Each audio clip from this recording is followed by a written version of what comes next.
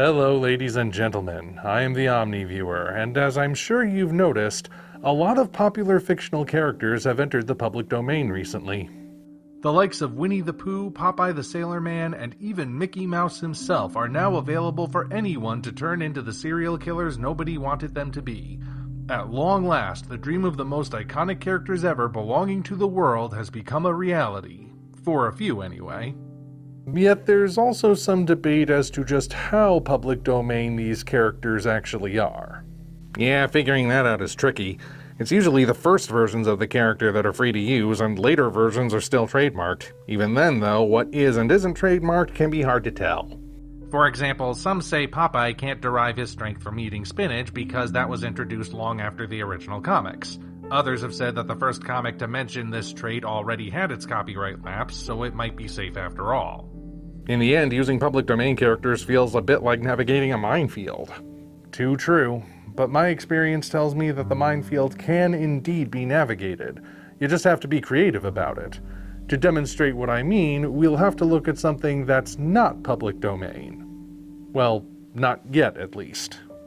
Okay, quick background. Between 1992 and 1994, Don Rosa wrote and illustrated a 12-part comic book epic entitled The Life and Times of Scrooge McDuck, which chronicles the early life and adventures of the richest duck in the world. It's considered a masterpiece, and it eventually inspired a concept album composed by heavy metal keyboardist, Tuomas Holopainen, I think is how it's pronounced. Anyway, this guy wrote the album, and he even brought Rosa on board to draw this beautiful cover art. A full review of both the comic and the album will come another day, but for now I wish to tell you about the twist in this ducktail. The album is not a Disney album. In fact, Disney had nothing to do with it, nor were the comic or the character officially licensed by the record label as far as I can tell. Given how draconian the Disney legal team is when it comes to protecting their intellectual property, it's only natural to wonder how Holopainen and Rosa got away with it.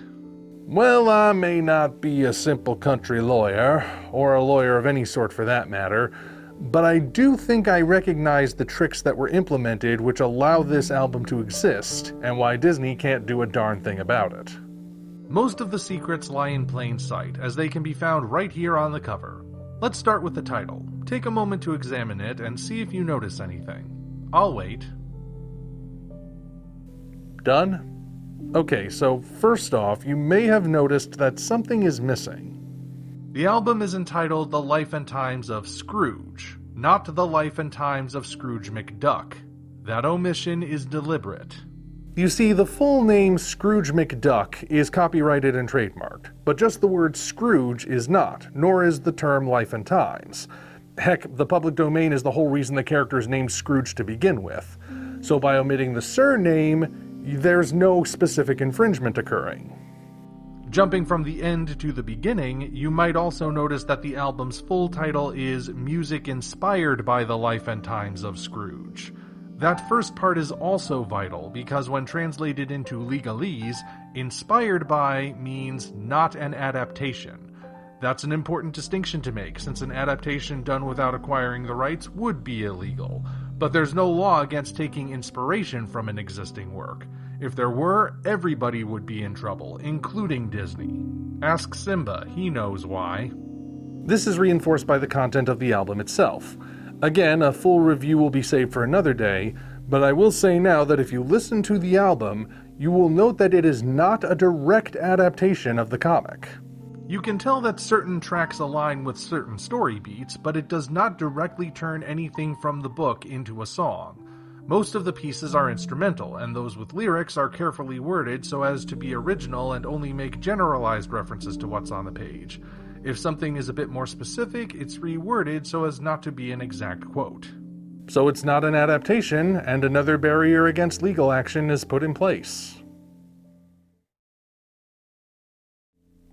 With all of that in mind, though, the art style on the cover is still clearly Disney style, right?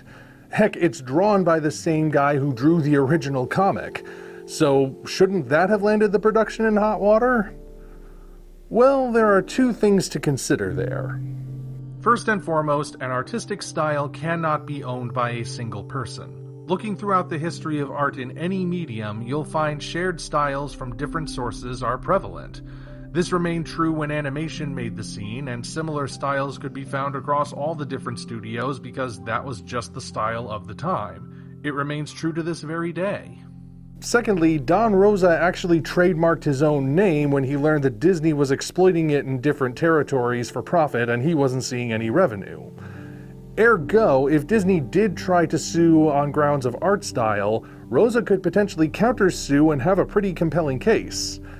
Then again, if it came to that, it might set a dangerous precedent in which an art style was owned by a single entity, and I don't think either party wants to be the first in that regard. Well, sure, but that's still a cartoon duck holding a bag of gold on the cover. Most people would say that's clearly Scrooge McDuck. Perhaps. But is it really? Okay, so here are some images showing the classic depictions of Scrooge McDuck. Physically, he's not that dissimilar to Donald, but how do we know that this is, in fact, Uncle Scrooge? Well, his attire does a lot of the legwork here. Scrooge's outfit consists of a black top hat, a dress jacket that's red in the comics but blue in animation, spats on his feet, and spectacles perched on his bill. He also walks with a cane, of course. The primary thing that makes his base design stand out is the presence of those bushy sideburns framing his beak, and his head is a little bit rounder than Donald's. Put it all together, and you have the instantly recognizable image of the one and only Scrooge McDuck. Alright, now let's get back to that album cover and see what the duck there looks like. Right off the bat, we can see that the outfit is totally different. This duck has a coonskin cap atop his head. His jacket is red, but it's mostly covered by a backpack, so he can't tell what style it is, and it looks tattered. In addition, his feet are covered in bandages. In his right hand is a bag of gold nuggets, but his left hand holds a pickaxe. One sideburn is visible, though the style isn't an exact match for the other images we saw. Is he wearing glasses? Well, if we zoom in, I can't see any because he's facing away from us. In fact, that alone is another significant detail. We can only see this duck from the back. As such, can anyone actually prove that he would look like Scrooge McDuck if he turned around? Could you prove it in a court of law? Well, that's the thing. As long as the duck is facing away, you can't prove it. Indeed, now that we've zoomed in on the head, an interesting detail emerges. Some of you might be looking at this and thinking it doesn't quite look right. If you can't place why, I'll show you. It's this part right here. This is part of the duck's head, but it's too round. As mentioned, Scrooge does have a slightly rounder head than Donald, but not to this extent. That is a deviation in style which does not directly match the shape of Scrooge McDuck. It's a subtle but significant detail designed to keep the lawyers at bay. So at this point, I think it should be obvious that there are so many obstacles in place that legal action just isn't feasible.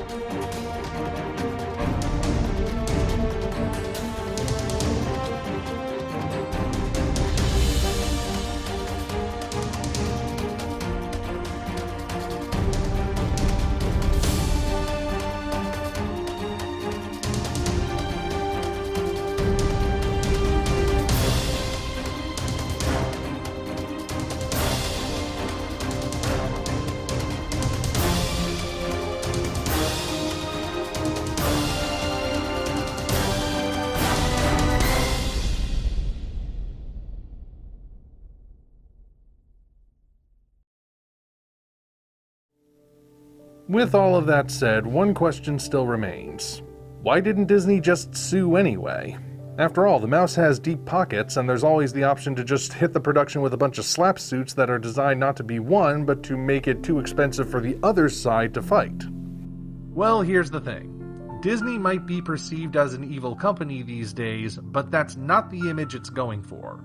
It wants to be seen as a family-friendly company that values the happiness of its fans, regardless of whether that's really true. Part of maintaining that image is to know which battles to fight. Something else the heads of Disney know is that brand loyalty only extends so far. Yes, Disney might own a lot of things that people love, but that doesn't mean those people all specifically love Disney. What people love is the character of Scrooge McDuck, the writing and art of Don Rosa, and the music of Tuomas Holopainen, if that's how it's pronounced. So, let's suppose just for a moment that Disney did move ahead with a lawsuit. Even if they were within their legal rights to do so, it would be a terrible PR move. Disney would look like a big bad corporation keeping passionate artists under its boot heel, and in doing so, they would be depriving the world of an artistic work that was born out of love. That could potentially lose Disney a chunk of the audience, and by extension, hurt the income. Basically, it's kinda like why Disney didn't go after Escape from Tomorrow, the difference being that the filmmakers were actually hoping to get sued to prove the movie's point. Essentially, yes. In either case, it would have been a bad look for Disney to file a lawsuit, so it was decided to just leave well enough alone. A legal compromise is made in the short term so the company's image can be sustained in the long term. Now, as I said, I'm not a lawyer. In fact, I'm willing to bet that Holopainen had a lawyer on standby to ensure that the album would be lawsuit-proof. That said, I don't necessarily need to be a lawyer to recognize at least some of the methods implemented to keep the album safe from the House of Mouse. And now you know those methods too. Bear in mind, nothing I've said in this video means that you can just go around skirting copyright law whenever you want to. If you want to try doing something like what Holopainen did with the album, then you should absolutely consult a real-life lawyer to make sure the law is on your side. If it is, and under the right circumstances, who knows what you might do. Until such time as we meet again, this is the Omni Viewer signing off.